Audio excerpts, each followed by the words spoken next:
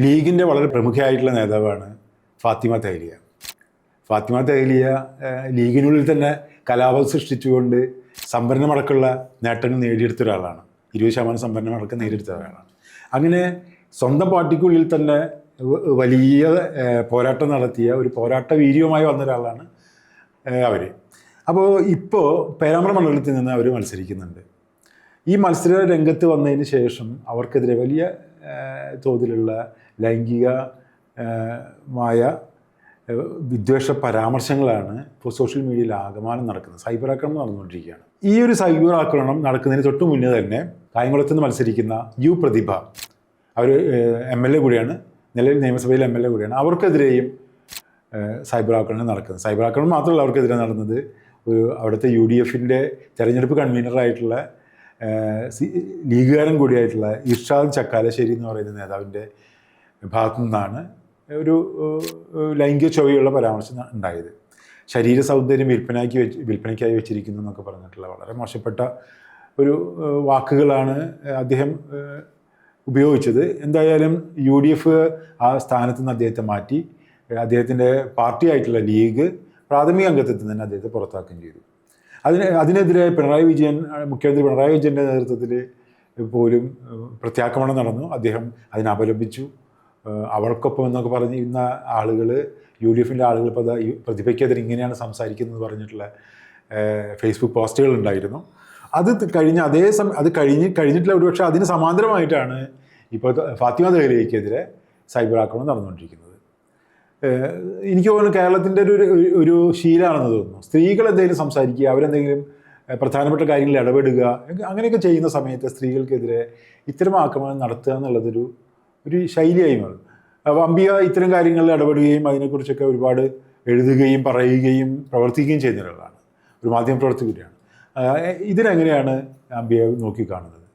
ഏത് സ്ത്രീ ആണെങ്കിലും സ്ത്രീകൾക്കെതിരെ എന്ന് പറയുമ്പോൾ ആദ്യം അവർക്കെതിരെ ലൈംഗിക അധിക്ഷേപം, അത് ആ രീതിയിലുള്ള ആക്രമണം വരിക, അല്ലെങ്കിൽ അവരെ മറ്റേതെങ്കിലും രീതിയിൽ ആക്രമിക്കുക, അങ്ങനെ ആക്രമിച്ച് ഒതുക്കുക എന്നുള്ളൊരു രീതി നമുക്കറിയാം. ഇത് വളരെ ശക്തമായിട്ട് കേരളത്തിൽ ഇത് തുടങ്ങുന്നത് പക്ഷേ KK രമ MLAക്കെതിരെയാണ്. അവരെ ആദ്യം ആസ്ഥാന വിധവ എന്ന് വിളിച്ചു. അത് കഴിഞ്ഞിട്ട് പിന്നെ നടന്നിട്ടുള്ള അത് നമുക്ക് ഒരിക്കലും പറയാൻ കഴിയില്ല, അത്രയധികം ആക്ഷേപങ്ങളാണ് അവർക്കെതിരെ വന്നിട്ടുള്ളത്. അതുപോലെ പല സ്ത്രീകൾ, ഇപ്പോൾ സോഷ്യൽ ആക്ടിവിസ്റ്റുകളായിട്ടുള്ള പല സോഷ്യൽ മീഡിയയിലുള്ള പല സ്ത്രീകളുടെയും വാളിൽ പോയി നോക്കിയാൽ നമുക്ക് മനസ്സിലാവും എത്ര വലിയ ആക്രമണമാണ്. മുഴുവൻ ലൈംഗിക ചൊവ്വയുള്ള ഒരു സ്ത്രീക്ക് ഒരിക്കലും അവരുടെ വീട്ടിൽ ബാക്കിയുള്ള ആൾക്കാർ അത് കാണുമ്പോഴത്തെ ഒരു മാനസിക, ശരിക്കും അത് നമ്മളൊക്കെ പലപ്പോഴും അത് നേരിടേണ്ടി വന്നിട്ടുണ്ട്. അപ്പോൾ ഭീകരമായിട്ടുള്ള ആക്രമണമാണ് പൊതുവെ സ്ത്രീകൾക്കെതിരെ നടന്നുകൊണ്ടിരിക്കുന്നത്. എതിർ സ്ഥാനാർത്ഥികൾ അല്ലെങ്കിൽ എതിർ കക്ഷികൾ ഒക്കെ ആ രീതിയിൽ ആക്രമണം അഴിച്ചുവിടുകയാണ്. നമുക്കറിയാം ചില ഘട്ടങ്ങളിൽ ഇതൊക്കെ തടുക്കാനുള്ള ശ്രമങ്ങൾ വരാറുണ്ട്. പക്ഷേ ഇപ്പോൾ യു പ്രതിഭ MLAക്കെതിരെ വന്നിട്ടുള്ള വളരെ സങ്കടകരമായിട്ടുള്ള അല്ലെങ്കിൽ ഒരു അങ്ങേയറ്റം പ്രതിഷേധാർഹമായിട്ടുള്ള ഒരു പ്രസ്താവനയാണ് ലീഗിൻ്റെ ആളുടെ ഭാഗത്തു നിന്ന് ഉണ്ടായിട്ടുള്ളത്. പക്ഷേ അത് ലീഗ് എനിക്ക് ലീഗ് ചെയ്തിട്ടുള്ള ആ നടപടിയോട് എനിക്ക് വലിയ ബഹുമാനം തോന്നി. കാരണം അവർ വേറൊന്നും ആലോചിച്ചിട്ടില്ല. ഉടൻ അവർ പ്രാഥമിക അംഗത്വത്തിൽ നിന്ന് അയാളെ പുറത്താക്കാണ് ചെയ്തിട്ടുള്ളത്. അതൊരു മാതൃകയായിട്ട് ഞാൻ കാണുന്നുണ്ട്. രാഷ്ട്രീയ പാർട്ടികൾ ശരിക്കും പറഞ്ഞാൽ ഈ സ്ത്രീകൾക്കെതിരെ ഈ രീതിയിലുള്ള ആക്രമണം നടത്തുമ്പോൾ നടപടി എടുക്കുകയാണ് വേണ്ടത്. നമുക്കറിയാം കേരളത്തിൽ അങ്ങനത്തെ ഒരു പൊളിറ്റിക്കൽ ലീഡേഴ്സിനെതിരെയും സൈബർ ആക്രമണം നടത്തിയ പൊളിറ്റിക്കൽ ലീഡേഴ്സിനെതിരെ എന്തെങ്കിലും നടപടി എടുത്തിട്ടുണ്ടോ എന്നുള്ളത് ഞാൻ കണ്ടിട്ടില്ല ഇതുവരെ. പൊളിറ്റിക്കൽ പാർട്ടികൾ അതിന് തയ്യാറായതായിട്ട് ഞാൻ കണ്ടിട്ടില്ല. അപ്പോൾ ലീഗിൻ്റെ അതൊരു മാതൃകാപരമാണ് ഞാൻ വിചാരിക്കുന്നത്. നമ്മൾ പറഞ്ഞു വന്നത് ഫാത്തിമ തെഹ്ലിയുടെ കാര്യമാണ്. ഒരു പക്ഷേ TP രാമകൃഷ്ണൻ എന്ന് പറയുന്ന CPM നേതാവ് മത്സരിക്കുന്ന പേരാമ്പ്ര മണ്ഡലത്തിൽ ഫാത്തിമ തെഹ്ലിയ എത്തുമ്പോൾ അവരത് വലിയൊരു പ്രശ്നമായിട്ട് ആദ്യം കണ്ടില്ല. പക്ഷെ അവിടെ ചെന്നതോടുകൂടി വളരെ മിടുക്കിയായിട്ടുള്ള, വളരെ ബാബു സൂചിപ്പിച്ചതുപോലെ തന്നെ വളരെ ഊർജ്ജസ്വലയായിട്ടുള്ള പ്രവർത്തക ആയിട്ടുള്ള ഫാത്തിമ തെഹ്ലിയ അവിടെ ചെന്ന വലിയ പരാജയ ഭീതി ശരിക്കും പറഞ്ഞാൽ ഒരു പക്ഷേ എതിർ കക്ഷികളുടെ ഭാഗത്തുനിന്ന് ഉണ്ടായിട്ടുണ്ട്. അതിൻ്റെ ഒരു തുടർച്ചയായിട്ട് അവർക്കെതിരെ സ്ത്രീ എന്നുള്ള നിലയിൽ അവരുടെ സുഹൃത്ത് ആയിട്ടുള്ള അല്ലെങ്കിൽ സഹപ്രവർത്തകരായിട്ടുള്ളവർ ജയിച്ചു വന്നാൽ അവിടെ ഞാനത് വിശദീകരിക്കുന്നില്ല.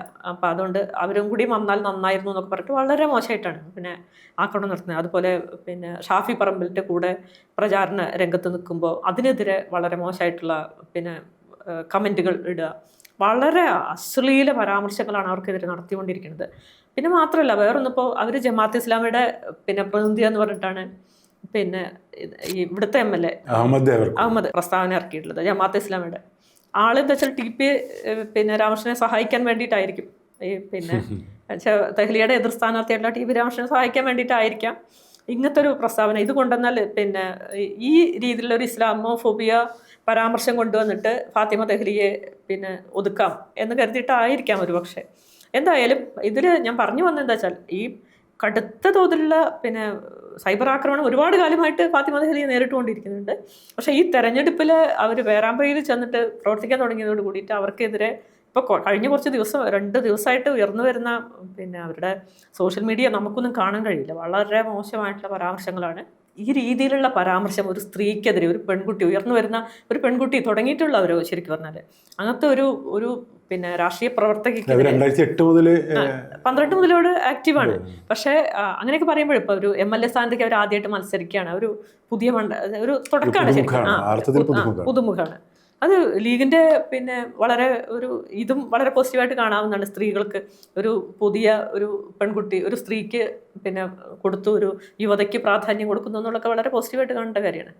അപ്പോൾ അത്തരം ഒരു സ്ത്രീക്കെതിരെ ഈ രീതിയിലുള്ള കടുത്ത ലൈംഗിക അധിക്ഷേപപരം ഈ നടത്തുമ്പോൾ ഒരു പിന്നെ എവിടുന്നും അവർക്കെതിരെ ആകെ അവരുടെ സഹപ്രവർത്തകരുടെ, അവരുടെ കൂടെയുള്ളവരുടെ മാത്രം പിന്തുണയാണ് അവർക്ക് കിട്ടുന്നത്. അവർ ആശ്വസിക്കുന്നുണ്ട്. പക്ഷേ യാതൊരു വിധത്തിലുള്ള നടപടി, ഇത് എവിടുന്ന് അവർ തന്നെ ചോദിക്കുന്നുണ്ട്, എവിടുന്നാണ് എനിക്കെതിരെ ഈ രീതിയിലുള്ള പിന്നെ സൈബർ ആക്രമണം വരുന്നത് എന്നുള്ളത് നിങ്ങൾ പോയി നോക്കണം എന്നാണ് അവർ പറഞ്ഞുകൊണ്ടിരിക്കുന്നത്. ഫേക്ക് ആയിട്ടുള്ള ആളുകൾ മാത്രമല്ല എന്ന് പറയുന്നത്, അല്ല അവര് യഥാർത്ഥ ഇത് വെച്ചുകൊണ്ടാണ് ചെയ്യുന്നത്.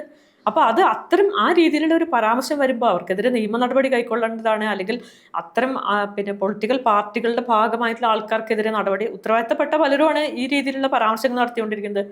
ഇപ്പോൾ ഈ ഇത്ര വളരെ അപലപനീയമായിട്ടുള്ള ഒരു പരാമർശമാണ് ഈ MLA പിന്നെ ഇദ്ദേഹത്തിൻ്റെ ഭാഗത്ത് നിന്ന് വന്നിട്ടുള്ളത്.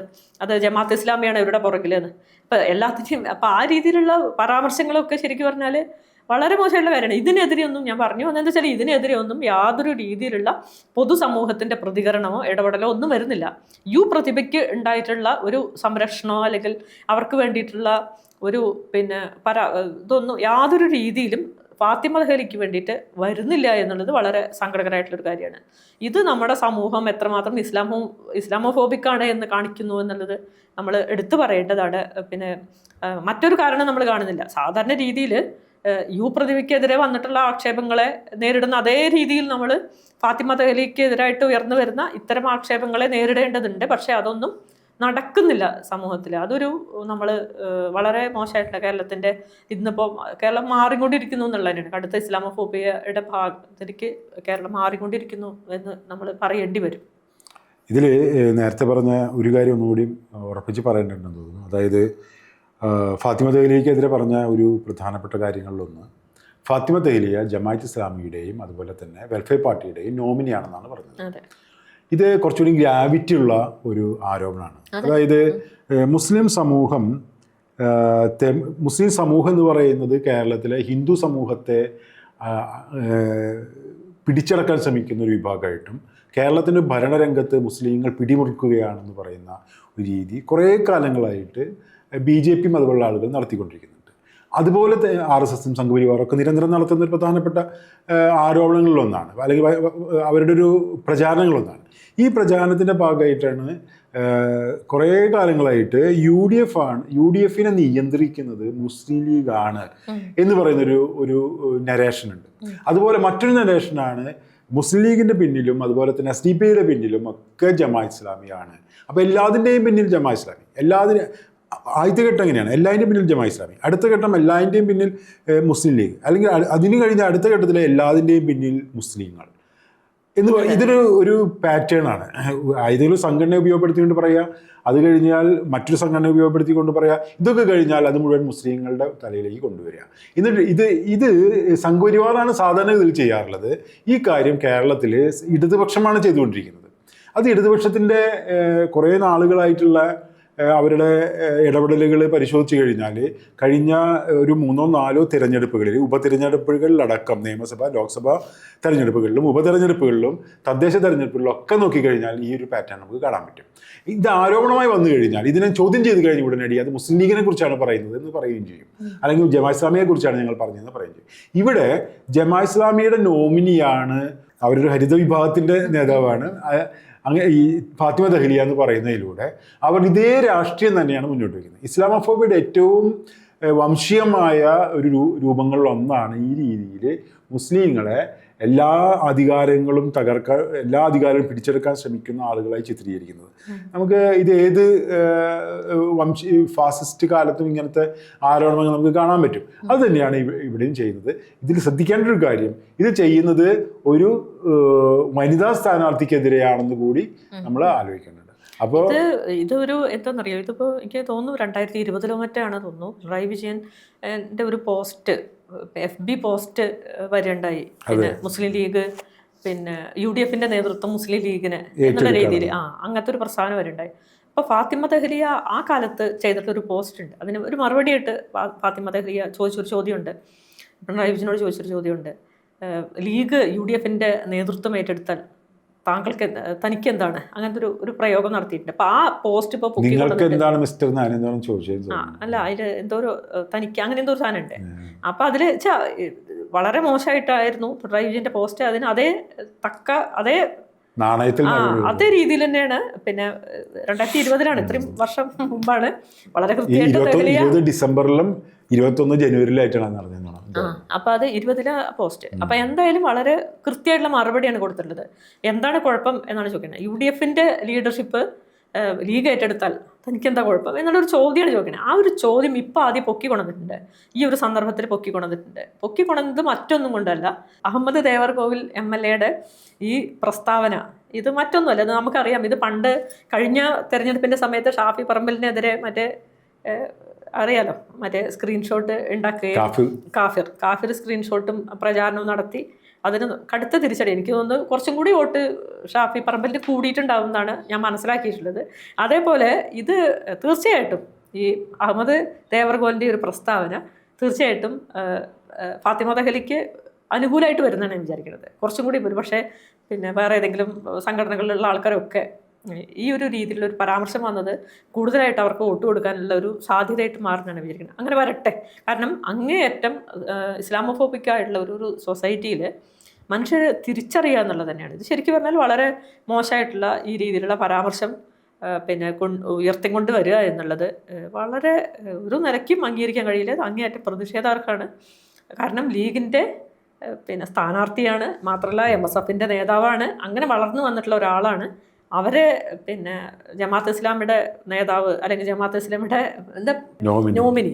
എന്തായാലും ഇപ്പോൾ ഫാത്തിമ ദഹ്ലിയക്കെതിരെയാണ് ഇപ്പോൾ ഉയർന്നു വന്നിട്ടുള്ളത്.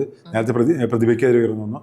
ആരായാലും ഏത് വനിതാ സ്ഥാനാർത്ഥിയായാലും ഏത് സ്ത്രീകൾക്കെതിരെയും നടക്കുന്ന രാഷ്ട്രീയ രംഗത്ത് ഉയർന്നു വരാൻ ശ്രമിക്കുന്ന സ്ത്രീകൾക്കെതിരെ നടക്കുന്ന എല്ലാ തരത്തിലുള്ള വിദ്വേഷാക്രമണങ്ങൾക്കെതിരെയും നടപടിയെടുക്കണം. നിയമപരമായ നടപടി ഉണ്ടാവണം.